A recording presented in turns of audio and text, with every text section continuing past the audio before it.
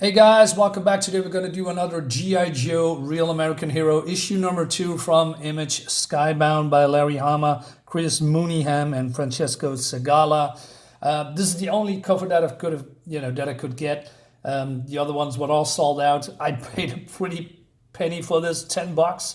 It's really expensive. You can see it here. But I like the cover. With the Cobra Commander and the Serpent. Now, I'm still, like I said, I'm new to G.I. Joe, so if I screw up some names, so forgive me. We probably hardcore and diehard fans of G.I. Joe that grew up with all these cartoons back in the day. I missed all that, so I'm just, I'm the new guy, right, on the blog. So I believe this is Stalker, I guess. Correct me if I'm wrong.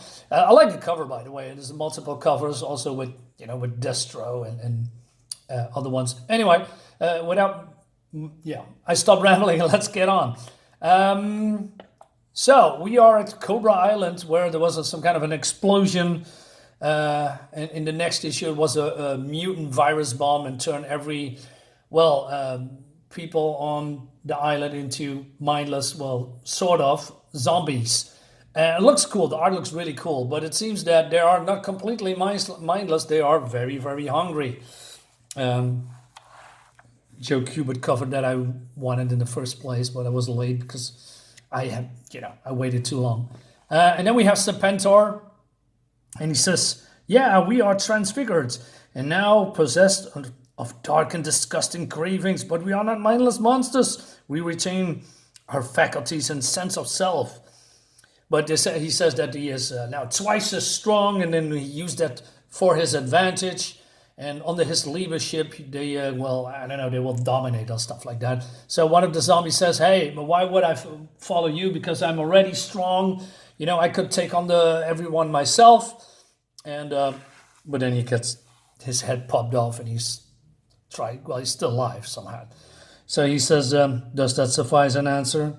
And he says, "Lunch is served." And this guy's toast or dead. There is some humor in here that I don't like. It's a little bit too campy. I'm not sure it was in the original comics or somewhat, but the tone is shifting a little bit here. For instance, oh no, we have somebody in some kind of a disabled vehicle thingy, and she's disabled and all that stuff. I don't like that. I mean, why is it in here?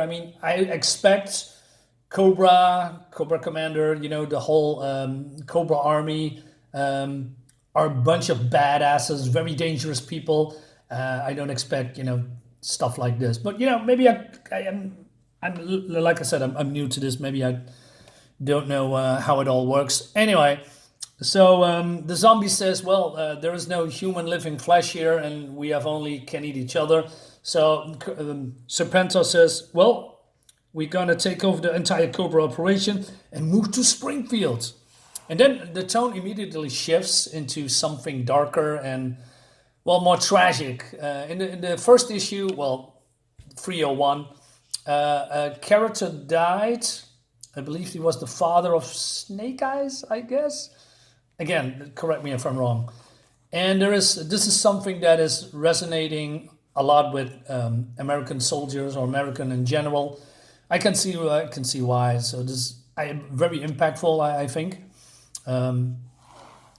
Very respectful done, and they have a farewell, a send off, and I believe they make a statue of this character. I believe his name is coming a little bit back later in this book. So that's my point with the shift in tone. So we have funny stuff, and then we go to a very tragic, heavy loaded scene in this comic. I'm not sure if that is something that you want, but that's me. That's how I look at it. Meanwhile, in Springfield, we have Cobra Commander with the Crimson Guard here, talking to people from this town. I was a little bit surprised. He says, "I was forced to flee Cobra Commander just before Dr. Mindbender's mutant bomb detonated. That bomb instantly turned every living human on the island into relentless, cannibalistic monsters. Any questions?" So it seems that these people have friends, families that work for Cobra? And how does that work? Are they some kind of an employment faculty, studio, company that?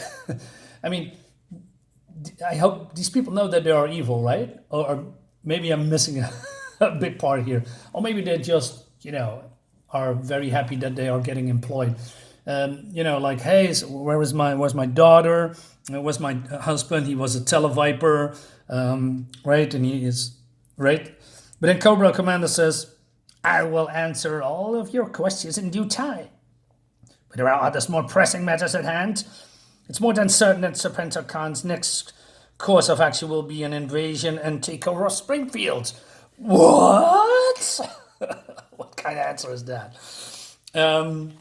So he's using all his power to I don't know, barricade Springfield from that to happening, and using all his money and wealth and power and influence to mobilize Springfield against Serpentor Khan. Also, we have this AI thing that is watching closely what happened on Cobra Island, and also I believe he's controlling the bats. I don't know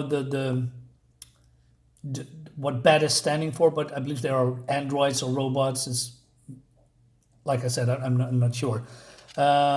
And he's basically the second player, I guess, in this whole good versus evil fight, and these are not the good guys either, right? Because he wants to take things in the matters in its own hands, and and what happened on Serpent Island or Cobra Island, he wants to take advantage of that, right? And then one of these guys from, I don't know, G.I.JOE base called the Pit, he says, "Hey, Stalker." Oh yeah, this is the Stalker guy. So I believe that's it, but I don't know. I'm curious about Wade Collins, and I believe that is the guy that died in the first book. That has this sent off cover from Joe Kubert here, right? Yeah, I wish I had that cover, but hey, I like this one too. Anyway, he says how Wade Collins raided an internment at Arlington along with a G.I.JOE honor guard. After all, he was a former Cobra Crimson Guard.